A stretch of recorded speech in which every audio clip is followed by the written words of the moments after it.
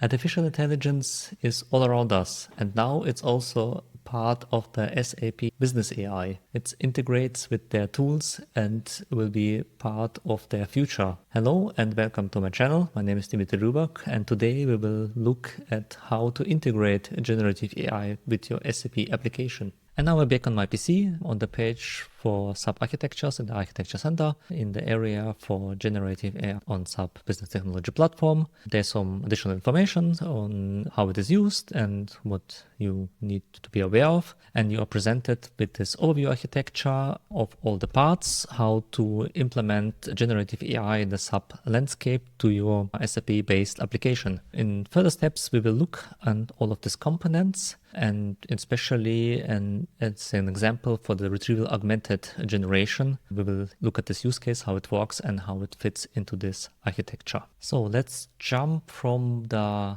subpage to our Miro board, and you will see the same picture. And let's go just one by one. So what will happen? The user will execute an URL on a mobile device or a desktop device. So if he executes the URL, he will click on to refresh the page. The page will be routed to our application router, which just acts like a reverse proxy. The application router will load the SAP UI5 libraries to display his web page. His authorization, so his user will be checked if he has permissions to execute this application, and this application will have then component for generative AI to be loaded and will do something. So we'll go to these boxes in a moment. If you go further in the explanation, so some implementations next to it, so it's sub-continuous integration and delivery. So sub-continuous integration and delivery will describe the development cycle of developing the application. This is just a general box. SAP Business Application Studio is a development environment for web applications.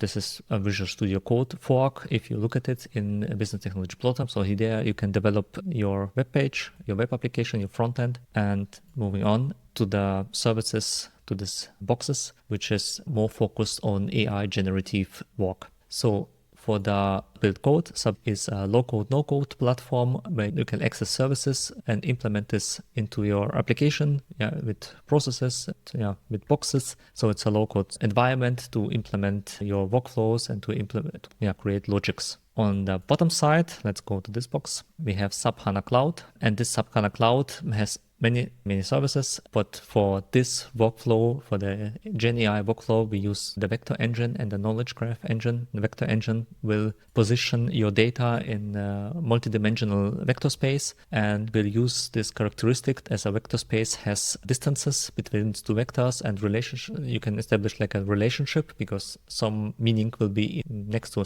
similar meanings, and you will describe then words or pictures in a vector space. And then you have a knowledge graph engine where you know the meaning, you will know the connections between two nodes, which is connected with some connection. City is in a country, so this is the city of this country. You have a connection, and this you can utilize this database for retrieving of data. So this is more for data storage and data retrieving. And then we come to the heart of the generative AI, which is the Generative AI Hub. And here you can access the LLMs. So you can access this ChatGPT, Cloud, and other foundational models, you can see here. And this is more like infrastructure for all of your Gen AI cases. So here you will host the LLMs and implement your grounding and other logics. In total, you will then execute in SAP Build. You will access through low-code, no-code logics your Generative AI Hub. You will configure the models in the AI Launchpad, and if you want to enhance LLMs because they did not train on that data with some newest data, which is the RAG model, you will then use the SAP HANA Cloud. So now we can move on to the use case. For this one, we will look at RAG use case, document grounding. Imagine you have a Word document, and this Word document has a lot of information, like a documentation for your application. And you have questions like which source systems is used, which architecture is used, or some very specific questions. And what you don't want to do is search in the 100-page document the place where it's done. Maybe it's even in different places. There's information, and you have to read it, you have to copy paste it, and you have to summarize it to answer your questions. You would then use the document grounding, where you will take your document, you will store the information and then access it later. How this work in detail, you can check in the SAP BTP video of SAP. Yeah, so this is their official video on this, and they presented this architecture, which is similar to the overall architecture for generative AI integrations. Here you will have the high-level architecture, so the user will still access your application, will do some authentication, and will get some files. He will access your software as a service application and use your generative AI hub. Yeah, to perform the tasks. Yeah, so this will be the infrastructure which will be used, and this infrastructure will access S3 buckets, SharePoint or SFTP file server to get all the needed information, to be ingested into your large language model. And the beauty of it, even if you update the SharePoint with new information, your database will be updated automatically, so the LLM will know the context at any given point of your data.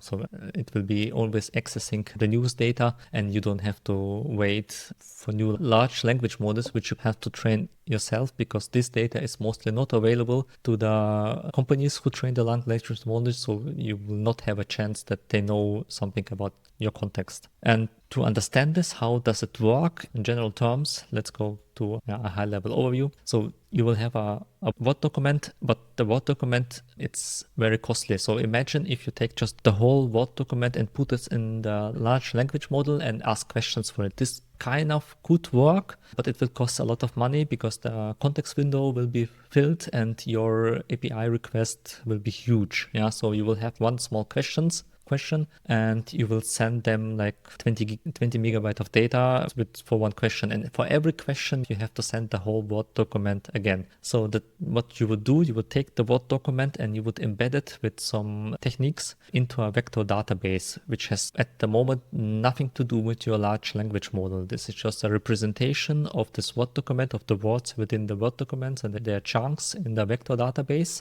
and you will just save it. So now you transfer the Word document to vector database, and when you update your Word document, it will be automatically updated in your vector DB, so you have this data embedded here. And when you use the LLM, let's go further. So your user will ask a question. Imagine this Word document contains some information about the customers. So how many customers do we have? And this sentence, this question will be embedded in the same kind of way we embedded the Word document with the same algorithm. The embedding, this is the representation of the sentence. It will look within the HANA Vector database for similar representations, chunks of texts from the Word document which are near this sentence. So and with equal meaning.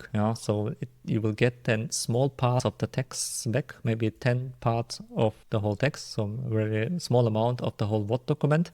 And these chunks will be retrieved as a text. And all of this text and the question to the LLM will be then presented to the LLM as a question and as a context. So the chunks will be the context and the question will be what it is. And of course, the LLM will have all the knowledge it gathered and all the intelligence it gathered through the training process. This will be then summarized, analyzed, and the large language model will decide how to answer this question in sophisticated manner. And then will return the answer to the user. And this is how then it will get a very fast response. And the whole bunch of costs will be then here in this part, which should not cost that much because you will not prompt the LLM with all of your data. This and many other cases documented on the SAP side, but not only the standard use cases, there are much more which you can use in your business. And we will look at this in the future videos. But what do you think about it? Is generative AI a good thing?